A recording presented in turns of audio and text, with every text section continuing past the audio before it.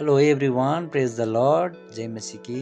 आज चाहिँ तपाईँहरूलाई हामी विङ्स बनाएर देखाउँछौँ, चिकन विङ्स। यो चाहिँ स्किनसँग चाहिँ एकदम टेस्टी हुन्छ। अब हामी यसलाई चाहिँ म्यारिनेसन गर्नको निम्ति पहिला अन्डा चाहिन्छ। अन्डाले चाहिँ कोटिङ गर्छ। यसमा अन्डा हालिसकेका छौँ। अन्डाले चाहिँ एकदम कोटिङ गर्छ हो, पक्रिन्छ। यसमा हामी गार्लिकको पेस्ट हाल्नेछौँ। अनि यो ब्ल्याक पेपर, पिसेको मरिच, एकदम राम्रो फ्लेभर दिन्छ।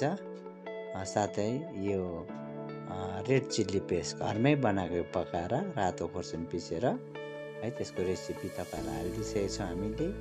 अब यसमा चाहिँ हामी अलिकति टेस्टिङ पाउडर अनि वाइट सल्ट, नुन, अनि फाइनली चाहिँ अब हामी क्रिस्पीको लागि चाहिँ यसमा हामी के हाल्छौँ, मैदा। यो चाहिँ मैले 1.5 टेबल स्पुन लिएको छु होइन। मैदा, यो कर्नफ्लोर र मैदा मिक्स गरेर सेम क्वान्टिटी।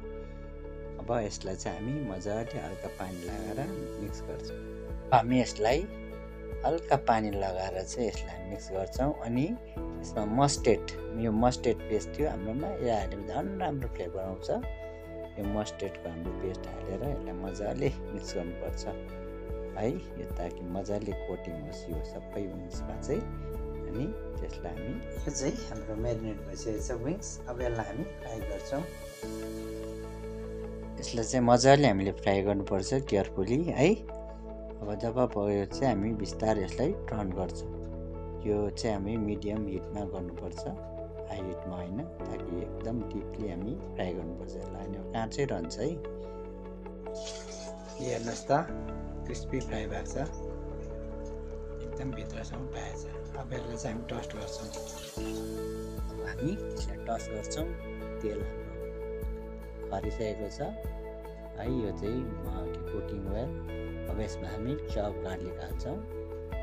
तपाईँहरूले यसमा चप गर्नु सक्नुहुन्छ, उयो पनि ब्लान्च पनि गर्नु सक्नुहुन्छ। यसलाई चाहिँ एकदमै ब्राउन गर्नुपर्छ, अन्त राम्रो फ्लेभर दिन्छ। अब यो हाम्रो हेर्नुहोस् त, हनी, यो चाहिँ लोकल हनी है, यहीँ किनेको हाम्रो है। यसले चाहिँ एकदमै हनीको फ्लेभर कति राम्रो हुन्छ यो चाहिँ होइन।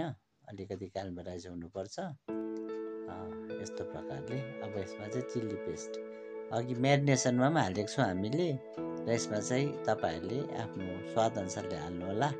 नानीहरूलाई भने नहाले पनि हुन्छ है। यो प्रकारले चाहिँ हामीले यसमा ब्ल्याक पेपर है, हल्का सा पिन्च अफ सल्ट हाल्नुपर्छ है। मसला पाकिसकेको छ यसमा। अब विङ्स हाल्नेछौँ। विङ्स हालेर यसलाई मजाले हामी चलाउनुपर्छ। यो काट्ने अप्ठ्यारो भयो मलाई चलाउनु, अनि मैले टङ गरेर चाहिँ यसलाई टङ्ग्रेर मजाले, ताकि यो सस चाहिँ एकदमै कोटिङ होस् क्या। यही नै टेस्ट हुन्छ यसको चाहिँ स्पेसल।